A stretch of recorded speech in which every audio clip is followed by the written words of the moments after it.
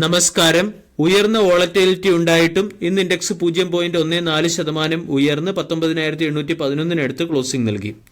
Sensex, Nifty 50, Nifty mid cap, Nifty small cap ഇൻഡെക്സുകൾ positive സൈഡിൽ closing നൽകിയിട്ടും ഓവറോൾ മാർക്കറ്റ് ഇന്ന് സെല്ലിങ്ങിനെയാണ് പ്രിഫർ ചെയ്തത്.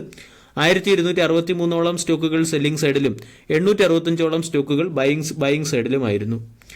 ഇന്ന് നിഫ്റ്റി ബാങ്ക് 0.55% ഇടിഞ്ഞ് 43,449 ക്ലോസിംഗ് നൽകി. ഓവറോൾ ഇന്നത്തെ ദിവസത്തെ സെക്ടോറിയൽ ഇൻഡിസസ് പരിശോധിക്കുകയാണെങ്കിൽ ബാങ്കിംഗ് ആൻഡ് ഫിനാൻസ് സെക്ടറിലെ സ്റ്റോക്കുകളിലായിരുന്നു ഏറ്റവും അധികം സെല്ലിംഗ് പ്രഷർ കാണാൻ സാധിച്ചത്. നിഫ്റ്റി PSU ബാങ്ക് 1.14% ഇടിഞ്ഞു. ഫിൻ സർവീസ് 0.23%, പ്രൈവറ്റ് ബാങ്ക് 0.67% ഇടിഞ്ഞു. ഇതുകൂടാതെ റിയാലിറ്റി, മീഡിയ തുടങ്ങിയ ഇൻഡെക്സുകളും നെഗറ്റീവ് സൈഡിൽ ക്ലോസിംഗ് നൽകി. പല പ്രമുഖ ബാങ്കുകളും ഇന്ന് ടോപ്പ് ലൂസർ കാറ്റഗറിയിൽ ഇടം പിടിക്കുകയും ചെയ്തു.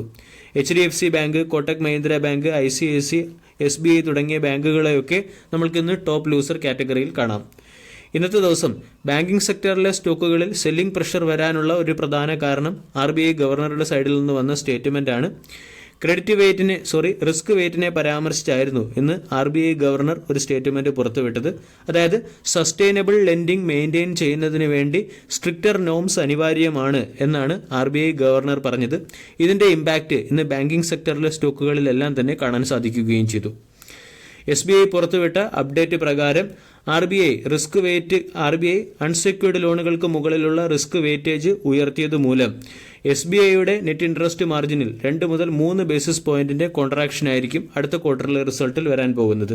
ഇത് SBIയിൽ മാത്രമല്ല ഒട്ടുമിക്ക ബാങ്കുകളിലും പ്രകടമാവുകയും ചെയ്യും. ബാങ്കുകൾ മണി ലെൻഡിംഗ് ചെയ്ത് അവിടെ നിന്ന് നേടുന്ന ഇൻട്രസ്റ്റിനെയാണ് നെറ്റ് ഇൻട്രസ്റ്റ് മാർജിൻ എന്നറിയപ്പെടുന്നത്. ഈ നെറ്റ് ഇൻട്രസ്റ്റ് മാർജിൻ ബാങ്കുകളുടെ പ്രോഫിറ്റബിലിറ്റിയാണ് ഇൻഡിക്കേറ്റ് ചെയ്യുന്നത്. അതേസമയം അൺസെക്യൂർഡ് ലോണുകളായ, അതായത് ക്രെഡിറ്റ് കാർഡ് ലോണുകൾക്കും പേഴ്സണൽ റീറ്റെയിൽ ലോണുകൾക്കും മുകളിലുള്ള റിസ്ക് വെയിറ്റ് ഉയർത്തുന്നത് മൂലം ബാങ്കുകൾ ഈ ലോണുകളുടെ ഇൻട്രസ്റ്റ് റേറ്റ് ഉയർത്താൻ നിർബന്ധിതരാകും. അതുവഴി ബാങ്കുകളുടെ അഡ്വാൻസിൽ ഇടിവ് വരികയും ബാങ്കുകളുടെ നെറ്റ് ഇൻട്രസ്റ്റ് മാർജിനിൽ കോൺട്രാക്ഷൻ സംഭവിക്കുകയും ചെയ്യും. മുമ്പ് അൺസെക്യൂർഡ് ലോണുകളായ പേഴ്സണൽ ലോണുകളുടെ റിസ്ക് വെയിറ്റ് ബാങ്കുകളിൽ 125%, NBFCയിൽ 100% ആയിരുന്നു. അത് നവംബർ 16 ബാങ്കുകളിൽ 180%, NBFCയിൽ 125%ലേക്കുമാണ് ഉയർത്തിയത്. അതുകൊണ്ടാണ് ബാങ്കിംഗ് സെക്ടറിലെ സ്റ്റോക്കുകൾ സ്പെഷ്യലി ഇടിയുന്നത്.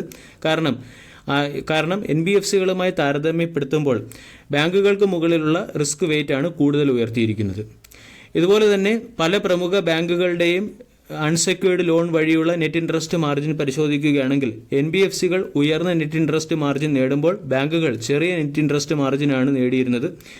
SBIയുടെ അൺസെക്യൂർഡ് ലോണുകൾ വഴിയുള്ള നെറ്റ് ഇൻട്രസ്റ്റ് മാർജിൻ വെറും 3% മാത്രമാകുമ്പോൾ പല പ്രമുഖ മൈക്രോ ഫിനാൻസ് കമ്പനികൾ ഈവൻ ഇസാഫ്, ഫ്യൂഷൻ, MFI പോലുള്ള മൈക്രോ ഫിനാൻസ് ഇൻസ്റ്റിറ്റ്യൂഷൻസ് 11 മുതൽ 14% നെറ്റ് ഇൻട്രസ്റ്റ് മാർജിൻ നേടുകയും ചെയ്യും.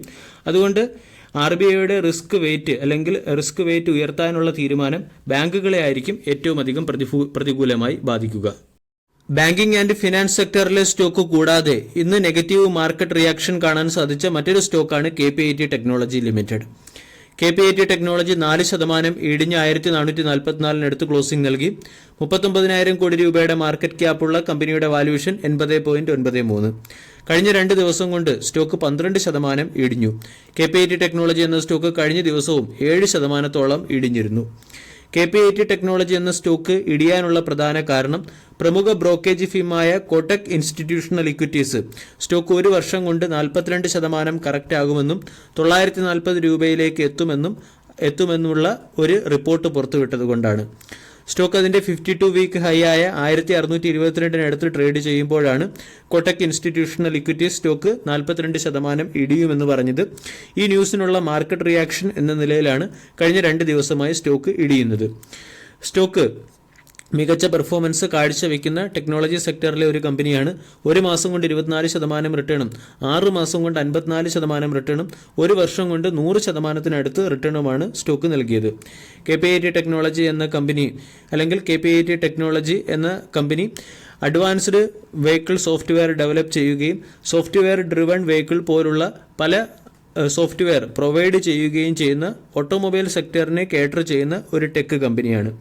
കൊട്ടക് ഇൻസ്റ്റിറ്റ്യൂഷണൽ ഇക്വിറ്റീസിന്റെ ഡൗൺഗ്രേഡ് ടാർഗറ്റ് കൂടാതെ ഇതിന് സമാനമായ ബിസിനസ് മോഡലുള്ള ടാറ്റ ടെക്നോളജി മാർക്കറ്റിൽ എൻട്രി ചെയ്യുന്നതും KPIT ടെക്നോളജി എന്ന സ്റ്റോക്കിൽ പ്രോഫിറ്റ് ബുക്കിംഗ് വന്നതിന് പിന്നിലെ ഒരു കാരണം കൂടിയാണ്. മുമ്പ് JP മോർഗൻ എന്ന ബ്രോക്കേജ് ഏജൻസിയും KPIT ടെക്നോളജി എന്ന സ്റ്റോക്ക് 50% ഇടിയുമെന്ന് പ്രഡിക്റ്റ് ചെയ്തിരുന്നു. അന്ന് സ്റ്റോക്കിന്റെ വില 800 രൂപയ്ക്ക് അടുത്തായിരുന്നു. 2024 ഫിനാൻഷ്യൽ ഇയറിൽ കമ്പനിയുടെ റവന്യൂവിലും പ്രോഫിറ്റിലും ഇടിവ് വരുമെന്നായിരുന്നു JP മോർഗൻ പ്രഡിക്റ്റ് ചെയ്തത്. പക്ഷേ അതിന് വിപരീതമായാണ് സ്റ്റോക്ക് ഇപ്പോഴും പെർഫോം ചെയ്യുന്നത്. കഴിഞ്ഞ ക്വാർട്ടർലി റിസൾട്ട് പരിശോധിക്കുകയാണെങ്കിലും സീക്വൻഷ്യലി കമ്പനിയുടെ റവന്യൂ 9.2% ഉയർന്ന് 1097 കോടിയിൽ നിന്നും 1199 കോടിയിലേക്കും നെറ്റ് പ്രോഫിറ്റ് 5% ഉയർന്ന് 140 കോടിയിലേക്കും ഉയർന്നിരുന്നു. അതോടൊപ്പം തന്നെ വരും ഫിനാൻഷ്യൽ ഇയറിലേക്കുള്ള കമ്പനിയുടെ റവന്യൂ ഗൈഡൻസും കമ്പനി മെച്ചപ്പെടുത്തിയിട്ടുണ്ട്. കോൺസ്റ്റന്റ് കറൻസി റവന്യൂ ഗ്രോത്ത് 27 മുതൽ 30% നിന്നും 37% ഉയരുമെന്നാണ് മാനേജ്മെന്റ് പറയുന്നത്. കൂടാതെ ഓപ്പറേറ്റിംഗ് പ്രോഫിറ്റിന്റെ റേഞ്ച് അല്ലെങ്കിൽ എബിറ്റ റേഞ്ച് 19 മുതൽ 20% നിന്നും 21% മെച്ചപ്പെടുമെന്നും പറയുന്നുണ്ട്. കഴിഞ്ഞ ക്വാർട്ടർലി റിസൾട്ടിലും കമ്പനിയുടെ എബിറ്റ 12% ഉയരുകയും എബിറ്റ മാർജിൻ 50 ബേസിസ് പോയിന്റ് ഇംപ്രൂവ് ആവുകയും ചെയ്തു. KPIT ടെക്നോളജി എന്ന സ്റ്റോക്ക് കഴിഞ്ഞ 2 ദിവസം കൊണ്ട് 12%-ലേറെ ഇടിഞ്ഞു.